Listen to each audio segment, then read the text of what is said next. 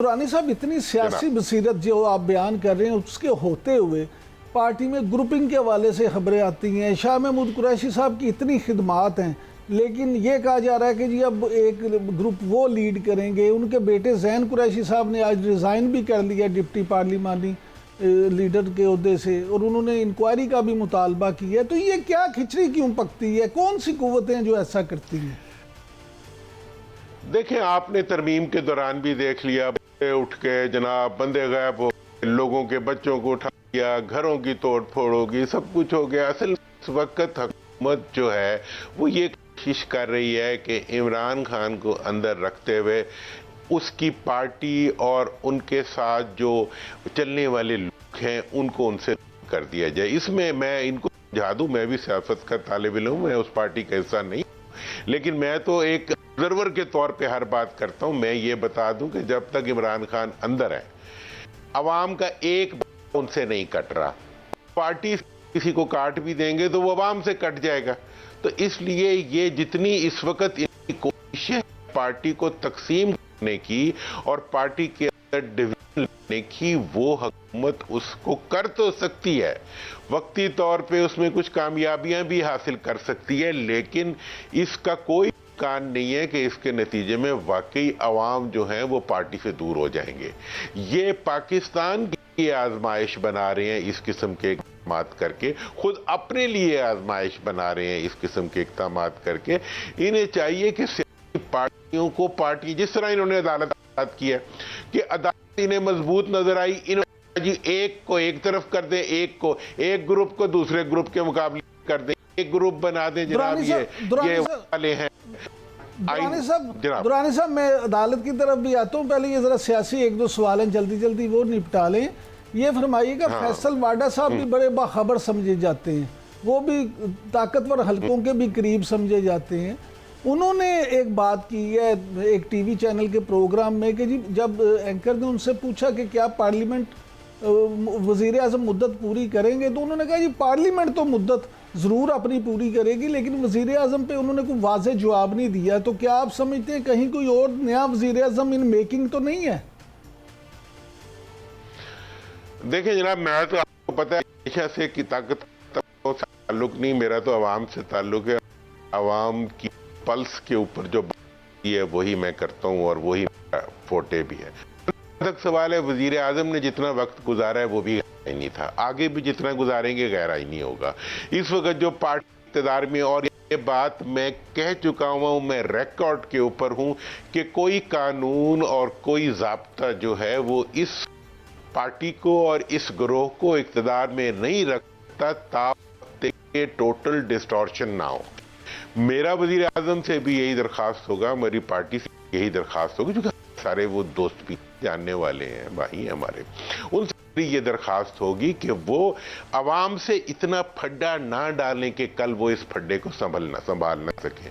वावडा साहब शायद किसी और वजह से कह रहे होंगे, वो भी बाखबर होंगे, लेकिन मैं तो बहुत बाखबर हूँ और मेरे पास अवाम की खबर है, और अवाम की खबर ये कह रही है कि ये इक़्तिदार में नहीं रहेंगे, ये इक़्तिदार में नहीं रह सकते।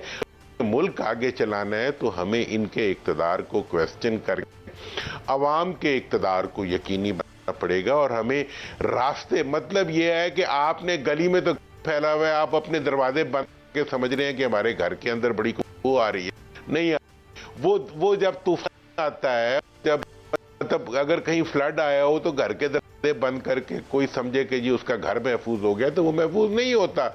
इसी तरीके ये भी अवाम के रास्ते बंद करके, कानून रास्ते और दरजे बंद करके ये चाह रहे हैं कि इनका इक़्तिदार महफूज हो जाए। तो वो तो हारून और क्या कहते हैं फिरौन और किस नहीं हो सका, कोई किसी का भी इक़्तिदार महफूज नहीं बन सका, हिटलर का भी बन सका और कानून का भी नहीं बन सका। ना महफूज होते हैं, ना साजिशों से इक़्तिदार महफूज होते हैं। जमहूरी इक़्तिदार जो होते हैं वो अवाम के ताउन और अवाम की कुव्वत से ही महफूज होते हैं, और वो ही उसको महफूज किया करते हैं। एक दरवाज़ा बंद करेंगे 10 दरवाजे खुल जाएंगे।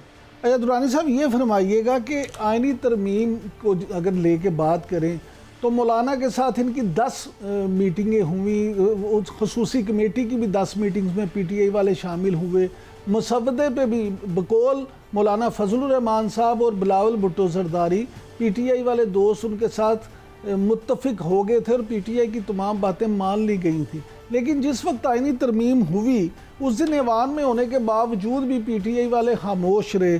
اس خاموشی کے پیچھے آپ کے خیال میں کیا وجہ کیا ہے؟ دیکھیں پی ٹی آئی والے شور بھی مچاتے تو تب بھی اتنے ہی ووٹ تھے جتنے خاموشی میں ان کے ووٹ تھے۔ شور مچا کے ووٹ تو نہیں بڑھ سکتے، اگر ووٹ ہی کسی کے اٹھا لیے جائیں تو وہ کیا شور مچائے، ٹھیک ہے نا جی۔ اگر کسی کی زبان کے اوپر ہی منہ پہ لگے ویسا ہی ہے جیسے انہوں نے وہ انتخابی شان کے ساتھ کیا، جیسے بھٹو کے زمانے میں وہ اس کے ساتھ کیا، جان محمد عباسی کے ساتھ کیا کہ اٹھا لیا پھر قاضی وقت پہ نہیں آئے۔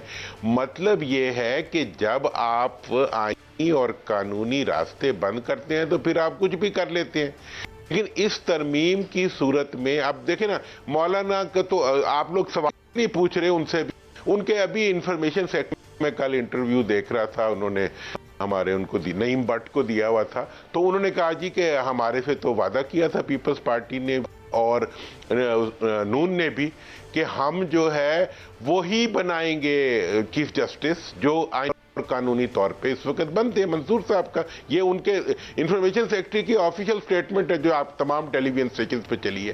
یہ بھی تو مولانا سے پوچھنا چاہیے یہ دھوکہ کیا۔ مطلب یہ ہے کہ تو پورے کا پورا جو اس وقت سسٹم ہے یا جو نئی ترمیم آئی ہے، ابھی تو یہ ترمیم 7 غلافوں میں بند ہے۔ جب یہ سب غلاف اتریں گے تو یہ ترمیم بھی برہنہ ہو جائے گی اور اس کے والے بھی برہنہ ہو جائیں گے، اور برہنہ ترمیم چل سکے گی نہیں چل سکے گی یہ وقت کا فیصلہ ہے۔ کہ یہ جو طریقے سے یہ ترمیم ہوئی، جس طریقے سے اس کو لایا گیا، جس طریقے سے اس کو آرگنائز کیا گیا، پی ٹی آئی والوں نے اپنی حسب حیثیت انہوں نے جو کچھ کر سکتے تھے انہوں نے کیا، انہوں نے بھی ڈیفینیٹلی کیا ہوگا، لیکن جو سوال اس وقت پھر رہے ہیں جناب۔ لیکن درانی صاحب، مولانا فضل الرحمان صاحب نے تو آج کہا ہے کہ پی ٹی آئی والے دوست ہم سے سیاست سیکھیں، اور انہوں نے آج ایک بار پھر کہا نئے الیکشن کا مطالبہ کیا، اس پہ آپ کیا کہیں گے؟ دیکھیں نئے الیکشن کا مطالبہ مولانا کا پہلا مطالبہ تھا، اور سیاست ہر ایک کو سیکھنی چاہیے، لیکن سب سے زیادہ سیاست کام ہوتی ہے جو عوام کے لیے کی جاتی ہے، اور مولانا کو بھی وہی سیاست کرنی پڑے گی اور کرنی چاہیے جو عوام کے لیے ہو۔ اگر وہ عوام کی سیاست نہیں کریں گے، حکمرانوں کو بچانے کی سیاست کریں گے، تو میں مولانا کو بھی کہہ دینا چاہتا ہوں، نہ حکمران بچیں گے نہ ان کو بچانے والا بچے گا۔ سر صرف آخری بات جلدی سے یہ بتا دیں کہ نئے چیف جسٹس یحییٰ فریدی صاحب کے آنے سے آپ کیا مثبت تبدیلی دیکھتے ہیں؟ جلدی بس۔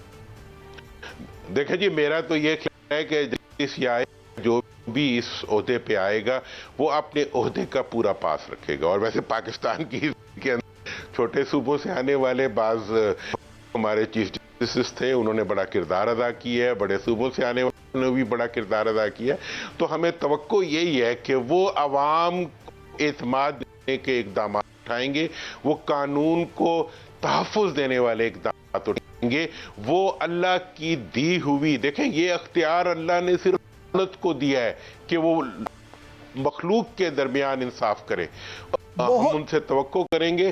بہت شکریہ درانی صاحب، محمد علی درانی صاحب ہمارے ساتھ تھے، اور انہوں نے توقع کا اظہار کیا کہ نئے آنے والے چیف جسٹس یحییٰ فریدی صاحب عوام کو انصاف دیں گے اور دلائیں گے۔